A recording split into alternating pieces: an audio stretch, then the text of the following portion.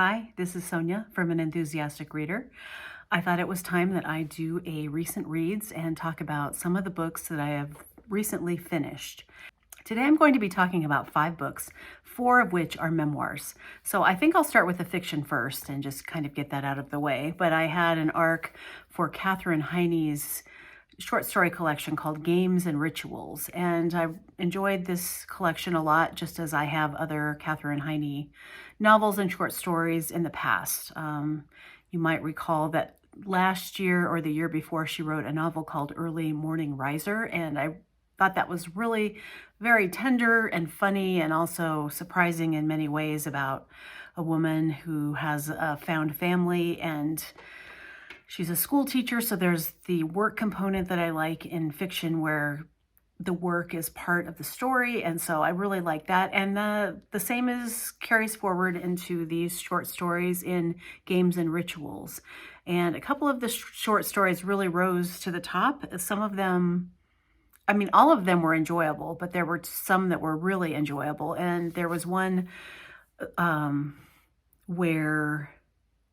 very first story in the collection is about a bunch of people who work at the DMV, and they're supposed to do driving tests with people kind of as on a rotational basis, but the 4 of them have decided that they take certain kinds of testing clients out based on how they look when they're coming in. And so there's a lot of comedy and relationships amongst the workers, and it was just really delightful. And so if you like, it's, all of the stories are kind of at the same emotional temperature, which is tender, not mean, but thoughtful and funny. So that is her writing style, and I don't think that changes from book to book at all.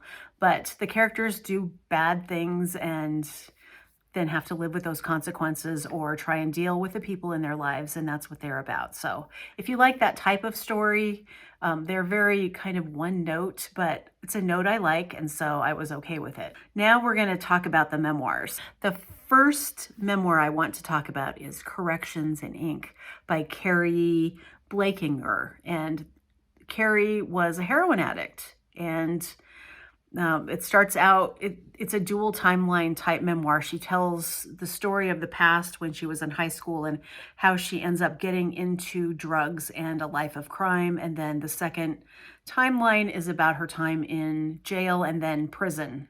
And so it's about prison life. It's about the rituals and culture of prison life. It's about the destabilizing way that prisoners are treated so that they never can depend on what is going to happen.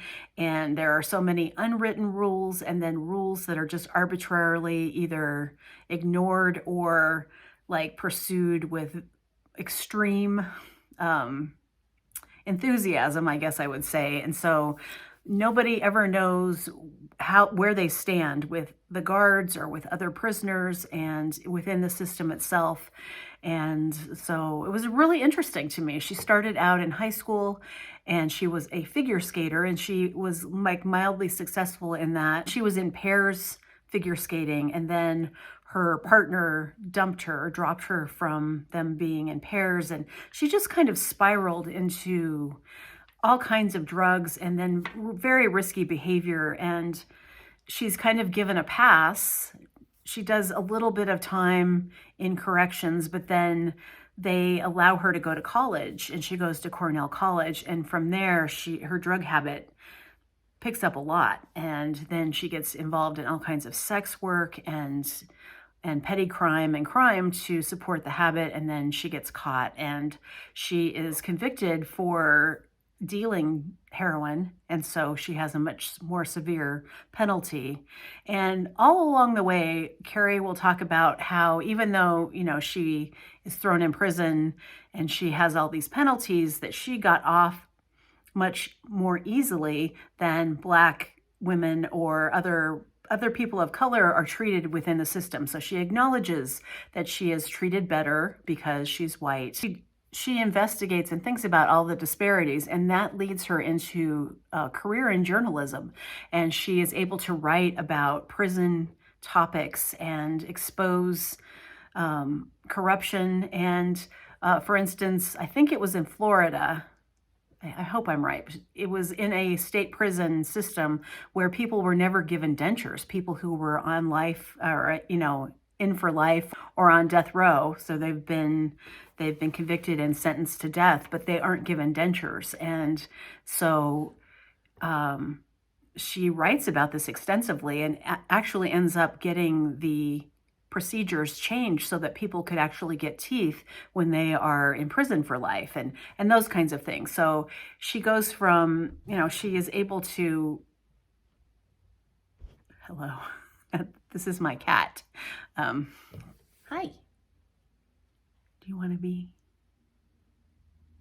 Okay. Can I just talk to the camera, please? She takes what could have been a lifelong habit of drugs and is able to get off of them and then do something positive with her experience and advocate for change within the prison system. So this was really interesting. It's pretty harsh and very explicit in terms of what sexual acts were performed and just, it gets very gritty. And so that makes it more credible, I think, that she's actually able to talk candidly about all the things that happened during this time. So when I said at the beginning, I have 4 memoirs. No, I have 3 memoirs and 2 novels. The second memoir I want to talk about is the Copenhagen Trilogy by Tove Ditlevsen. And this was written in the 60s, but it is about her early life as a girl, and then her adolescence, and then her married life. And boy, it really got dark. It was very interesting. She writes beautifully and with candor, but really holding nothing back, talking about her life as a child and living with, her parents who didn't particularly like each other. It doesn't seem like very much, and it was just a harsh childhood. Her mother was cruel with her and dismissive, and at other times tender, and her father was kind of just checked out and very interested in politics. And then her brother also, they had somewhat of a warm relationship at times, but also he could be kind of cruel. And so it's just all about normal childhood stuff and the deprivations that they might have experienced. And then her going into school and just what it was like living in the neighborhood and all the people, little stories about the neighbors and people that they know and her life in school. And then it goes on to her marriage and having and developing a drug problem. And she's addicted to painkillers. And actually makes up pain, all the things that we think of as like a modern day drug problem, like lying about pain to get medications in ER. She was saying she had an earache, and she kept saying her ear hurt, and her husband, who was a doctor, refers her to a surgeon, and they actually give her surgery on an ear that isn't really hurting, and she ends up deaf in one ear. And it's just a fascinating book. So I really recommend this. I think she's a really good writer. And I learned, and I felt like I was a part of her world in these 3 parts of her trilogy. The last memoir I would like to talk about that I just finished is something that was just released last week, You Could Make This Place Beautiful by the poet Maggie Smith. I have very mixed feelings about my experience reading this memoir. First of all, I think I have no problem that she wrote this memoir, which is a divorce memoir that she kind of insists, in a sense, is not a divorce memoir, but it really is. It starts off with her finding out about an infidelity and an emotional relationship that her husband had, and so that this leads to a very acrimonious divorce. But also she is defensive about writing the memoir, and in various times will say, I am not going to tell you about this conversation, and why would you want to know about it anyway? Why do you want to see this pain? Or why, almost chastising the reader in a sense for being curious or being seeing this in a voyeuristic sense about the dissolution of a marriage. So, I mean, one of my first thoughts is that no one said you had to write this memoir. You don't, and I don't expect that you should reveal things that you are not comfortable, but do you have to overtly say it? Like, you could just leave out the parts you didn't want to talk about, and then we would never, I don't know. It sets up a weird relationship between the reader and the poet. And maybe that was part of, the plan. It's not told in a just straightforward chronological story either. It's broken down into almost prose poems in various parts of the memoir. And so it's very poetic language. Part of the stress between her husband and Maggie Smith is that she became famous, internet famous, for a poem called Good Bones that became viral on the internet in 2016 during everybody being upset about the Trump presidency. And so I wanted to read the poem to you because I think it's a beautiful poem, and I remember seeing all the discourse about it when it was on the internet. Good Bones by Maggie Smith. Life is short, though I keep this from my children. Life is short, and I've shortened mine in 1,000 delicious, ill-advised ways. 1,000 deliciously ill-advised ways I'll keep from my children. The world is at least 50% terrible, and that's a conservative estimate, though I keep this from my children. For every bird, there is a stone thrown at a bird. For every loved child, a child broken, bagged, sunk in a lake. Life is short, and the world is at least half terrible, and for every kind stranger, there is one who would break you. Though I keep this from my children, I am trying to sell them the world. Any decent realtor walking you through a real shithole chirps on about good bones. This place could be beautiful, right? You could make this place beautiful. And so that poem took off, and even Meryl Streep read it at like a PEN Awards dinner. And her husband, who had wanted to be a playwright but became a lawyer, seems to be quite jealous, at least through Maggie Smith's recounting of this story, that he was quite jealous and surprised and annoyed by her sudden popularity because of this poem, and because her books were being published, and because, and this is the worst crime that he apparently accuses her of, she needs to go to conferences, and she needs to teach, and she needs to be engaged with other writers and be a part of the writing community, and just be present and have a career in this thing that she loves. And he is very mad about it, that she is not there to accommodate his schedule and take care of the children, and this becomes such a contention between them that it just causes her such anxiety and so much sorrow that she even agrees that she, won't teach anymore, and never questions, even in their marriage counseling till the very end, why it is that she shouldn't be allowed to pursue something that makes her happy. And if it makes her happy, it still qualifies as work. And so that part of it I really connected to. And so in general, I'm glad I read it. I think it was a bit defensive and a little bit aggressive, passive aggressive about the marriage and the divorce, but without divulging. And I guess that's part of the conflict when you're writing a memoir about other people who are not happy about you writing about them. So, in fact, one quick anecdote, one quick anecdote is that she was writing an essay for the New York Times Modern Love section. And so she wrote about like her first, I think, Thanksgiving or something without her husband there. And it's an essay about about the breakdown of the marriage and about how many times she was crying and all of these different things. And in order to be nice, she sends it to her husband to say, hey, this is going to be printed in the New York Times. And at first he came back with all these notes, and he crossed out every time that she cried. And he was trying to like erase her experience of their breakup of their marriage. And then he said, I withdraw all consent, and I don't want you to print this at all. And she ended up printing it anyway. But the fact that he wanted to control her side of the story, as though this were a legal negotiation, instead of her writing as an artist and also as a broken up person because of his infidelity, about the dissolution of their family. So he was controlling, and I felt like maybe this memoir was her way of taking full control and just divulging it all, but without divulging it all, if that makes sense. So I had mixed emotions. I'd say it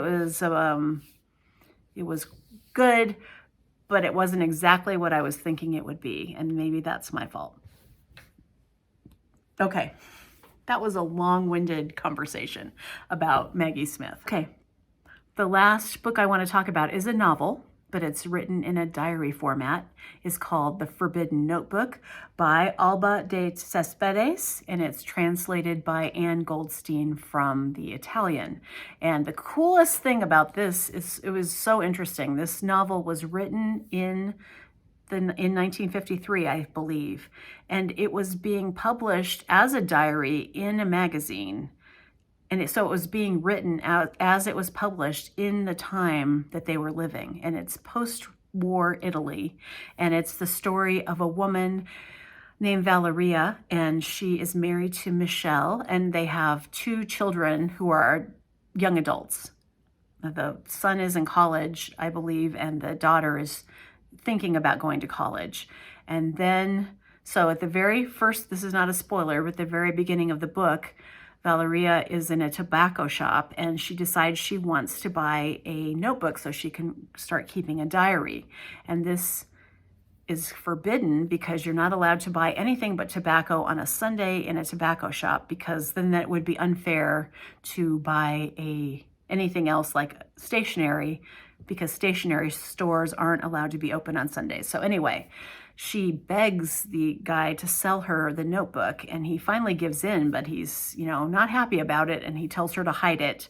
And thus begins this odyssey that she has of having a kind of a vessel to pour all of her repression into. And as she writes more and more, her life opens up, and you see all of the ways that how unhappy she is. She's lonely in her marriage. Her husband calls her mama instead of her name, and she doesn't like that, but she would never tell him. And so there's a lot of things that she never says to anyone in her family that she is furious about. And this all starts coming across in the notebook. So I don't want to give away much of the plot, but at the very beginning, she finds out her daughter is in a relationship she doesn't want her to be in. And that allows Valeria to actually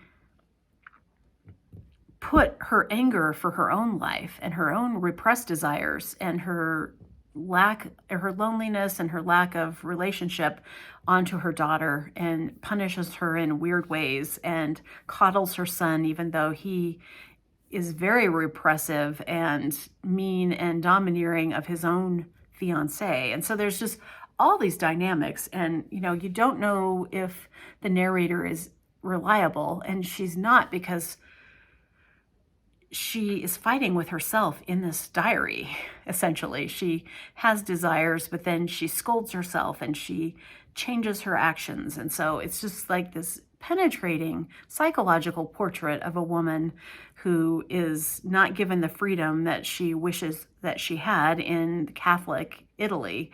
And it's fascinating because the author herself is an anti-fascist and a feminist, and was jailed for her political beliefs and her protests against fascism in Italy. And she had a diary, and she even said about her own diary, this is, not good.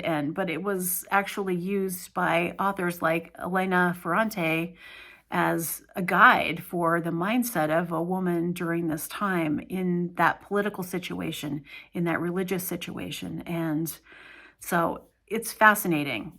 This would be a great book club book if your book club reads books about this kind of topic. Like, it feels catastrophic, it feels chaotic, and it was very interesting, but it's not a conventional plot. And so it doesn't really have, you know, the structure of fiction in a sense, because it's a diary. And the introduction by Jhumpa Lahiri is also really interesting. So this would be a great book to read during Women's Month or Women in Translation Month especially. So keep it in mind, write it down. It was fascinating, and I would like to read more by this author. Okay, I think that's all that I have to talk about. I'm reading a few things, and so I will have something new to say when I do my next wrap up. And I hope you're all doing well. Thank you to all the new subscribers. I am so glad to have you here.